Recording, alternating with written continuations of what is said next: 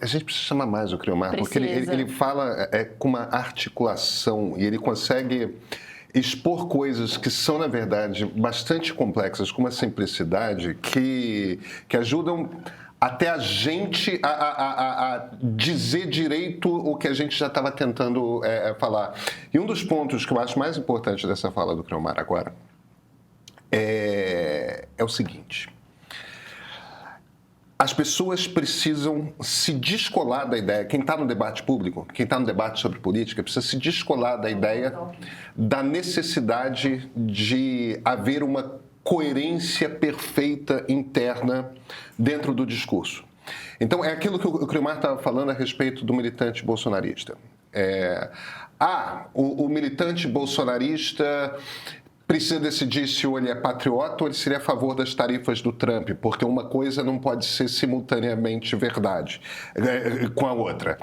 Não pode. Se a gente for assim, se a gente estiver falando com um analista político, ele não consegue defender as duas coisas ao mesmo tempo. Mas o eleitor... Mas o eleitor consegue. E o eleitor consegue essencialmente porque ele está falando de identidade. Uhum. Ele está falando de quem ele é, de quais são os valores dele. Ele está falando, em essência, Jair Bolsonaro me representa. Deixa eu buscar aqui uma pesquisa super interessante que a equipe da USP, a mesma equipe da USP que faz contagem e tudo mais, que é comandada pelo Pablo Hortelada e pelo Márcio Moreto lá na USP, eles fizeram um survey, eles fizeram uma pesquisa ali com as pessoas que estavam no domingo na Avenida Paulista pedindo anistia.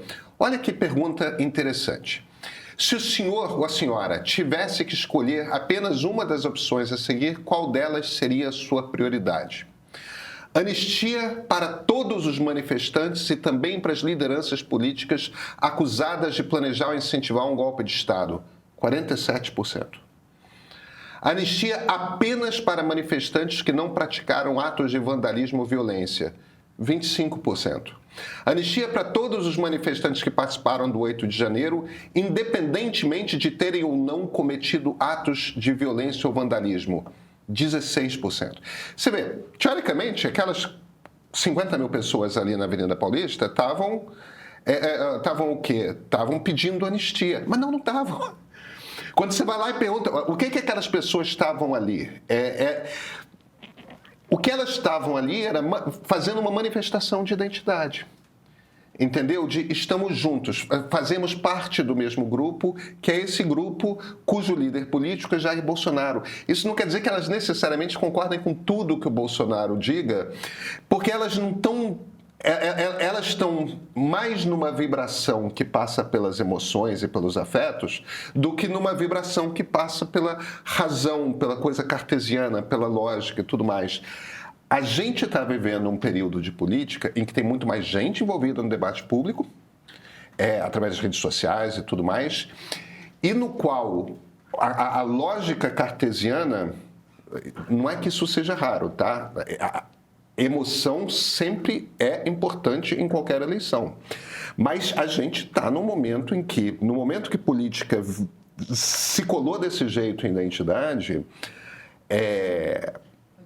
exigir de mais lógica e coerência entre todas as peças desse jogo, desse discurso público, você vai dar com burros na águas, porque não é isso que está sendo levado em conta. Agora... E nessa eu queria devolver ali para o Criomar, porque eu sei que o Criomar daqui a pouco tem que sair. Eu queria fazer uma última pergunta para ele, Criomar, que é a seguinte: estamos nessa questão que é nos preparando para uma eleição presidencial de novo no ano que vem. Jair Bolsonaro não será candidato. Alguma coisa pode mudar, pode ter anistia? Pode, mas as chances são remotas, eu imagino que você concordará comigo. Ou seja, Bolsonaro está fora do jogo, alguém estará no jogo. Os quatro que mais se puseram nessa linha de frente para disputar são 4 governadores, né? Ratinho Júnior do Paraná, Ronaldo Caiado de Goiás, Romeu Zema de Minas Gerais e, evidentemente, Tarcísio de Freitas de São Paulo. Todos de direita, todos com maiores ou menores contatos com Bolsonaro. O Tarcísio deve a carreira política dele ao Bolsonaro. Ronaldo Caiado tem vários momentos de embate com Bolsonaro, presidente, com embate com Bolsonaro, liderança política, mas todos estavam lá no palco dividindo com Bolsonaro. Estava todo mundo ali, tipo, se equilibrando e tentando entender o que eles precisam fazer para ganharem essa disputa e se tornarem o candidato que vai para o segundo turno representando a direita. A questão é a seguinte: pesquisa Quest da semana passada, que eu tenho certeza que você viu. Quantos por cento dos brasileiros consideram Bolsonaro seu líder político? 12%. No entanto, a gente sabe que a direita no Brasil, por trocentas pesquisas, as pessoas que se consideram conservadoras ou de direita ou etc., ou que têm valores no que a gente chamaria de direita, são mais do que 50% dos brasileiros. 12% é uma base da qual nenhum candidato à presidência consegue ignorar. Você precisa daqueles 12%. Quem não tiver esses 12% não é. Quem tiver esses 12%, quem tiver o apoio do Bolsonaro e levar esses 12% de votos, é a pessoa que vai chegar ao segundo turno. Mas você não precisa...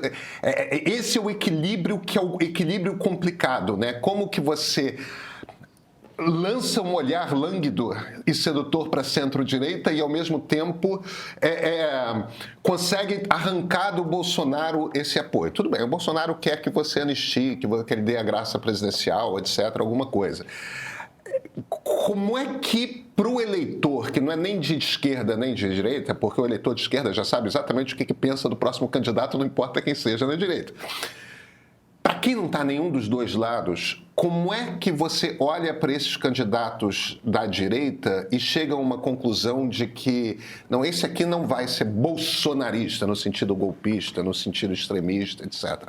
Como é que você lê esses candidatos da direita e tenta separar quem é claramente democrático de quem não é?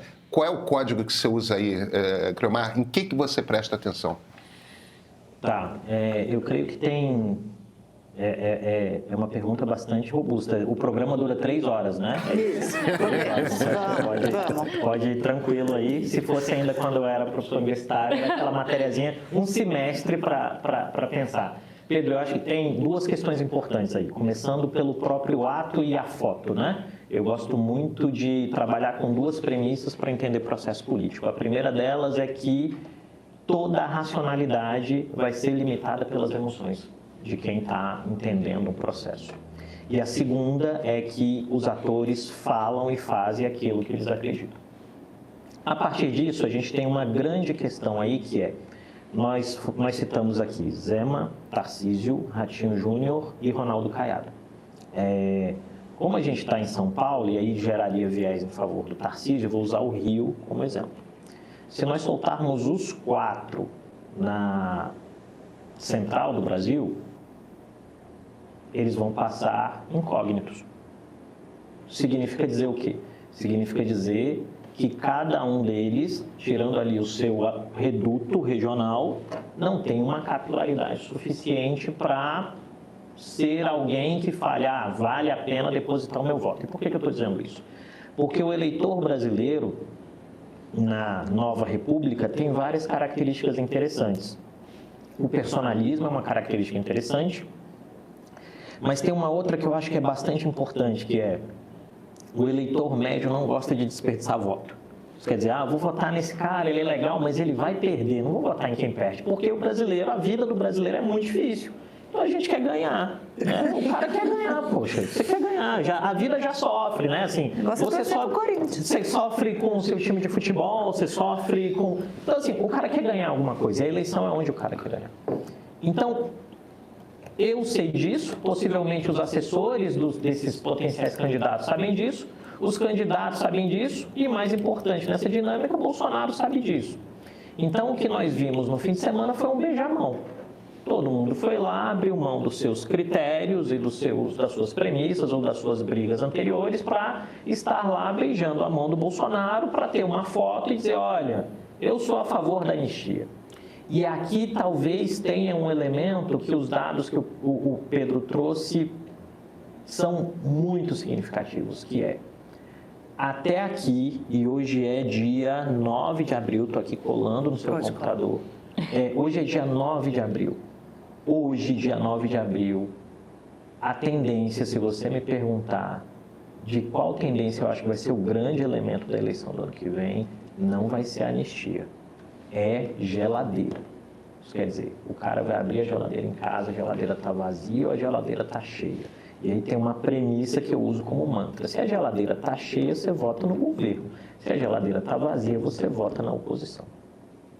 Mas então por que todo o burburinho da anistia? O burburinho da anistia é a moeda de barganha do Bolsonaro para dizer, olha, eu tenho 12% do eleitorado na minha mão e esses 12% eu posso entregar para alguém que vai dizer, olha, eu vou ganhar a eleição e no primeiro ato eu vou assinar um indulto e você está perdoado, não importa as outras pessoas, mas você está perdoado. Acho que esse é o elemento. Como a gente tem visto isso em cada um desses 4 nomes? Essa é a minha percepção.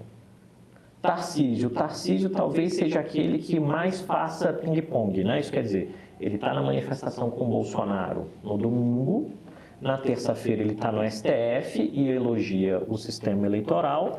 Na quinta-feira ele está com o Lula e fala, seu presidente, é muito bom aí a gente fazer isso. E no sábado ele está com o Bolsonaro de novo e é isso aí, presidente Bolsonaro. Por quê? Porque ele sabe que a chance de vencer uma eleição, sobretudo contra o Lula, e aí eu acho que também tem um equívoco de leitura. A gente não tem que ler popularidade nesse exato momento, porque do segundo para o terceiro ano as administrações são sempre mal avaliadas. A gente tem que ler potencial de voto contra os concorrentes. E o Tarcísio sabe que nessa conjuntura, a depender do cenário, ele perde para o Lula e a depender do cenário, ele perde para o Haddad.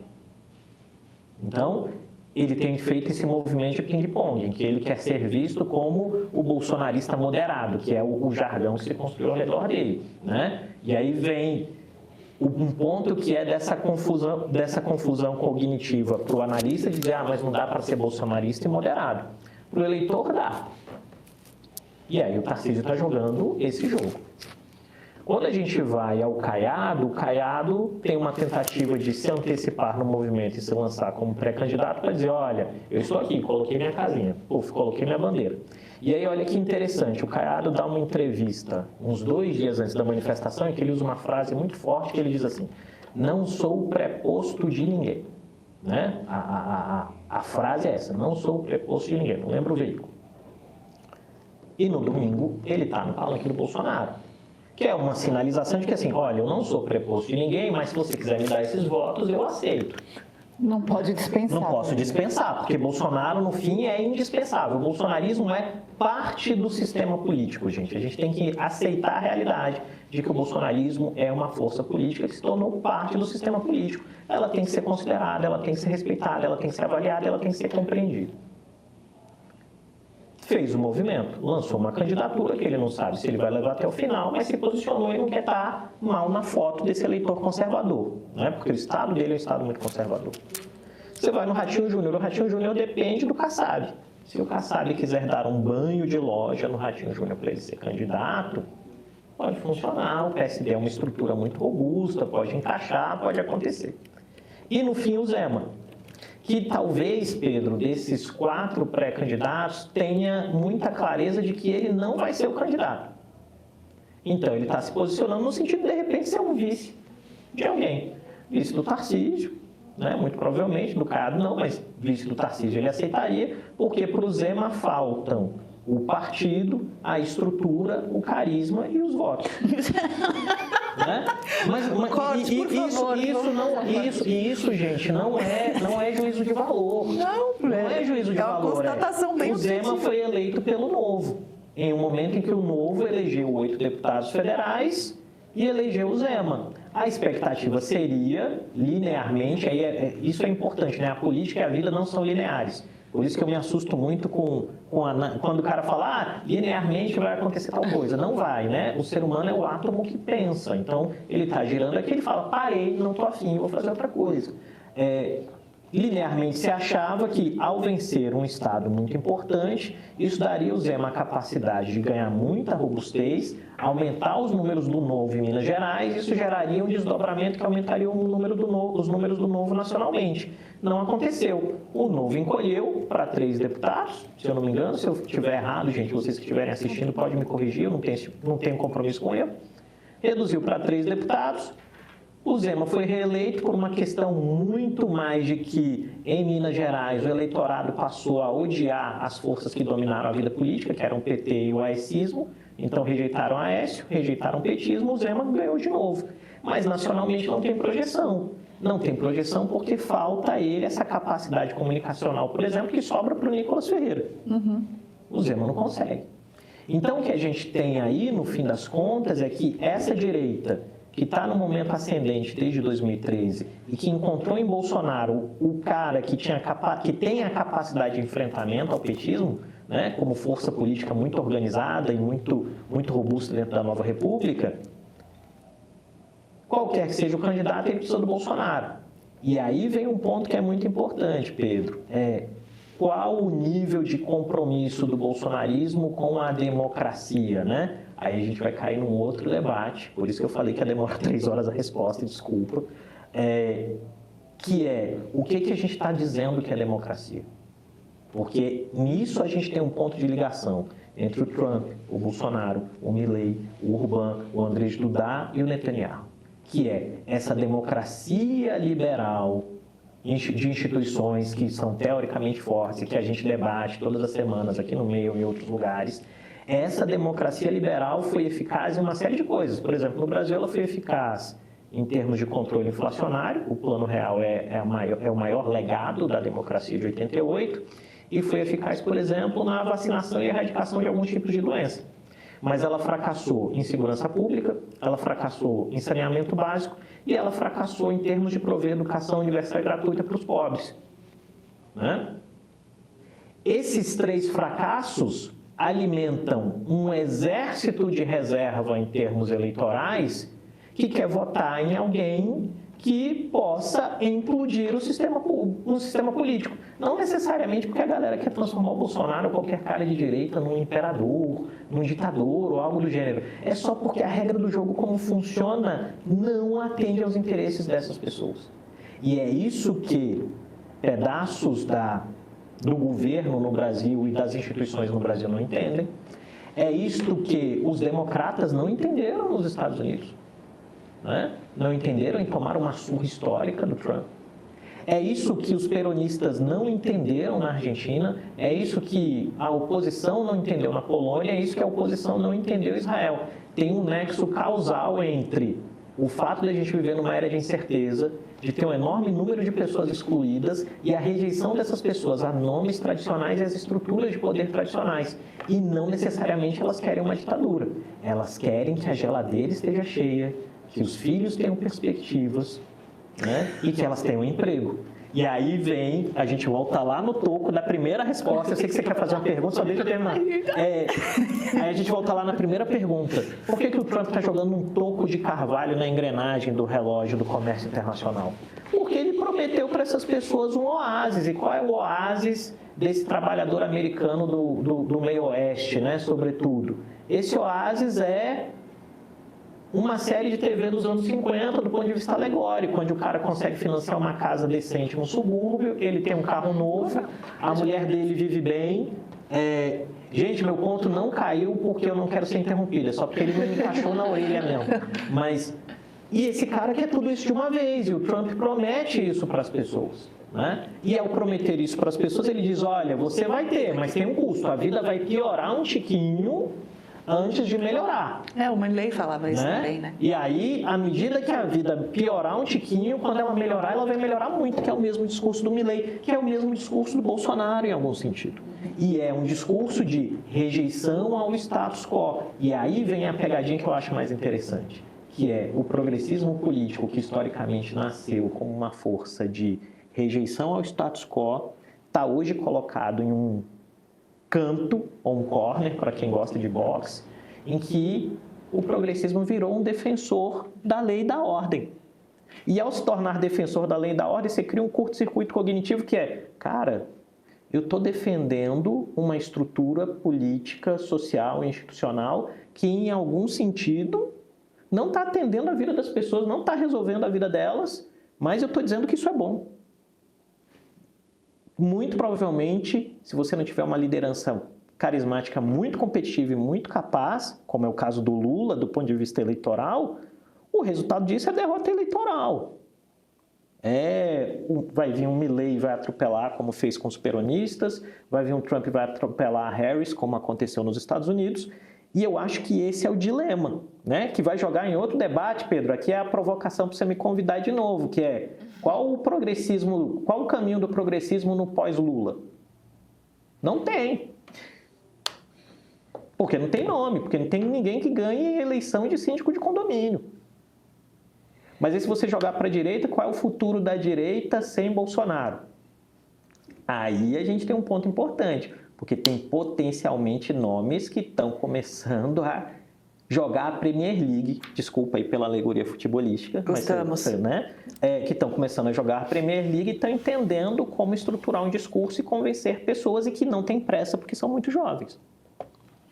Pode ir. Na verdade, eu não posso, porque você não falou pode, que você vai. tinha um horário, mas eu aí tenho, você, mas enfim, aí vamos, você faz isso. Vamos, porque a Débora também tinha uma pergunta e eu... Pedro, desculpa, não era para ser a última, mas vamos, eu dou um jeito. Eu adoro. Nós somos seus fãs, então quanto mais Creomar a gente tiver, melhor. Tem uma campanha aqui no chat para o Creomar vir toda semana. Tem campanha, exatamente. Vai você primeiro, você ainda não fez. Você tangenciou a minha pergunta, mas eu queria uma coisa bem... A impressão que eu tenho conversando com conservadores no sentido muito amplo é que eles já precificaram que Bolsonaro não vai ser candidato, não vai ter reviravolta e que eles estão olhando, esperando com expectativa para quem vai ser o nome. Eu escuto de todo mundo a aposta no Tarcísio. Você lê dessa forma, você lê que, assim, se nada muito doido acontecer, porque a política brasileira, né, é cheia de uma caixinha de surpresas. Como é que você vê? Então, seria o Tarcísio o bolsonarista moderado? Como você vê ele construindo com essas diferentes forças? A relação, como você vê ele construindo esse discurso em relação ao Trump, por exemplo, né?